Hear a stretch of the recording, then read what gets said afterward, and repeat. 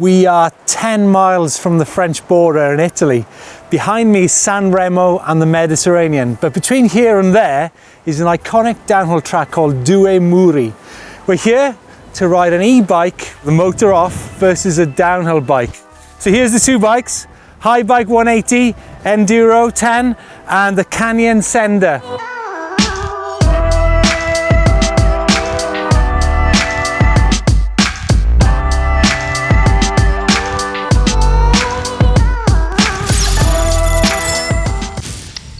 At the top level of downhill, there's been an obsession with weight loss for many years, be it in carbon fibre or aluminium. But you've got to remember that Mondraker brought a £32 downhill bike in aluminium 10 years ago.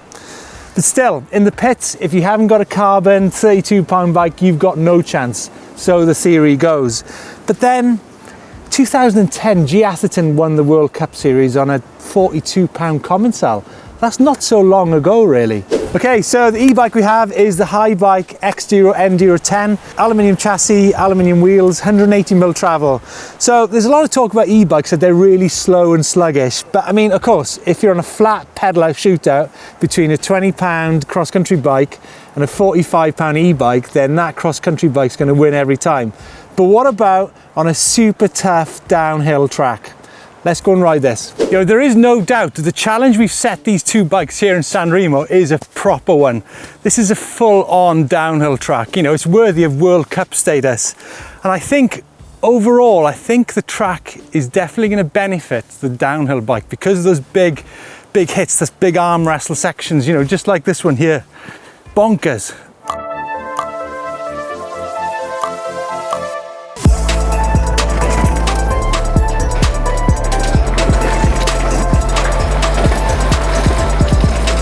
So I think when you're in these kind of big extreme downhill sections, you might need to think of your line choice a bit more on the e-bike, the kind of mellower line. So yeah, really interesting. So this place looks like this, you can be super careful of exit speed.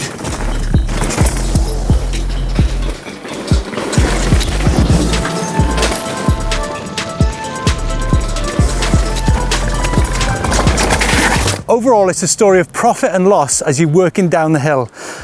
The e-bike's going to gain in some sections, the downhill in others. But remember, the e-bike is really heavy, so you've got to be really super careful on your entry speed into the corners because, for example, here's a kind of downhill section followed by a flat section. So the story here is if you get it wrong in the corner, you're going to be at a disadvantage on the flat section on the e-bike. But remember, we're riding the e-bike with the motor off.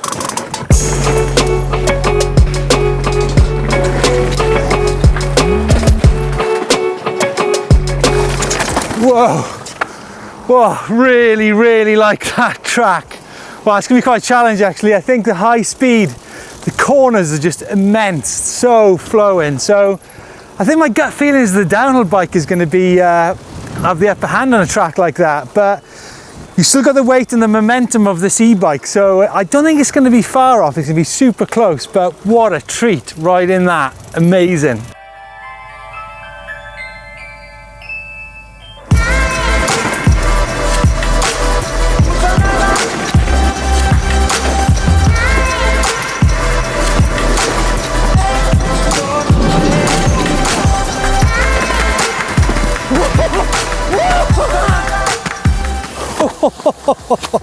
Oh my God, wow, crikey. First impressions, there's a lot more movement on the downhill bike compared to the e-bike. So it's quite difficult to adapt because you're getting a lot of kind of sideways kind of skittering and stuff like that.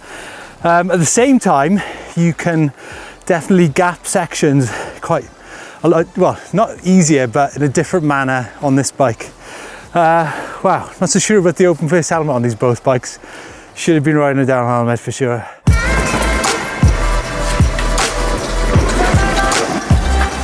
Tell you what, I don't feel like I can bulldoze this bike like I can on the e-bike.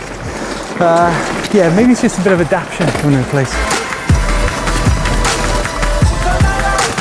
Yeah, do you know what? I think on sections like that, big rocks, big arm wrestle sections, the longer wheelbase of the downhill bike, the bigger fork, all contributes to a more stable straight line ride to it. But do you know what? I think at the end of this, whichever bike wins, who cares? I mean, it's just great fun doing this. Amazing.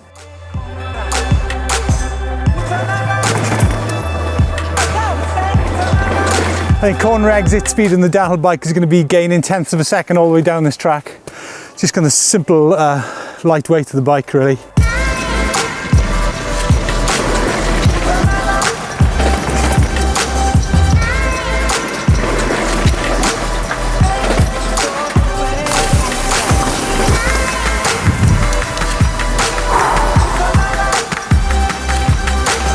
Oh man, Jacko, can we stay here all week? Oh, such good fun. Do you know what? Difference between two bikes, ironically, I think it's exit speed on the downhill bike and pedaling that might give it the edge, together with the straight line composure and the really big nasty stuff, kind of, the stability the downhill bike gives you. But yeah, like I said, yeah, can we come back to San Remo and spend 2 weeks here? I'm down. Yes! Wow, what a day on a very difficult, very technical, very physical hill in San Remo, right? So what factors contribute to the final result? Well, the rider, the track, the weather conditions, the geometry, the suspension design, the tires. There's so many things that affect a timed run. But what we're saying here is just this one rider, one track, one day of the year. We're not making any big sweeping generalizations of whether e-bike versus downhill bike one's faster than the other. It's just a bit of fun. Of course. Yeah. But what about the feel of it? Any observations from those rides? Yeah, I think the high bike, it had good grip, good stability. I think everything except on the super high speed stuff, it was really good. I could still gap things. Like I said, like we've been talking, it's just different timing on the e-bike. So what about feeling versus fact? I know that in my experience, 29ers, for example, they didn't feel fast, but they were. Yeah, totally. You get on the sender and it felt lightning quick immediately. Although a little bit nervy. They felt like there's a bit more deflection. You need to be a little bit more precise, especially amongst the rocks. Exit speed out of corners was bonkers. It was like, oh my God, I thought this was going to be tenths of a second every corner. I think there's about 82 corners on that track. But do you know what? It's quite funny was that I found there was more arm fatigue in the sender and more leg fatigue in the high bike. But I think that was probably because I should really have been riding an XL high bike, and maybe my suspension setup wasn't brilliant on the high bike. But then I would think the weight of the e-bike is going to plough through, and I think you're going to be feeling less fatigue, certainly in your arms, but that's not scientific by any means. That's what I feel, I think, from those two bikes. Yeah. But let's hit you with the results, Steve. Oh, okay, this is, I'm definitely feeling I'm feeling sender here. Well, definitely feeling sender. 3 minutes 35 on the e-bike, so it's medium length track. 3 minutes, 3.5 minutes. Yeah. 3 minutes 37 on the Canyon Sender downhill bike. Really? Are you serious? We're talking 2 seconds. That's not a huge amount. No, it's in a downhill race. Yes, that's win or lose. But on the case of one person, 2 runs, that's very, very close. Do you know? I'm surprised there because you've got a smaller fork on the high bike. Yeah. You get some big hits on that track. Yeah. And I guess it comes back again to feeling versus fact. I'm pretty surprised about that, but you're not using the motor at all on that trail. You're above the pedal assist speed for most of it, I would have said. So it's not down. The thing is, Don, I had the motor off. Oh, you did? Yeah. I didn't know that. You've shocked me with this news. Sorry. Yeah. But you know what? I think the bottom line, Don, is I absolutely loved riding that Canyon Sender down that downhill track every second of the day. But I think I loved riding the high bike just that little bit more. Well, 2 great bikes, of course, but I definitely think you get to the bottom of the run, you're going to turn around your e-bike and get straight back up the hill. You have to wait for an uplift. Yeah, totally.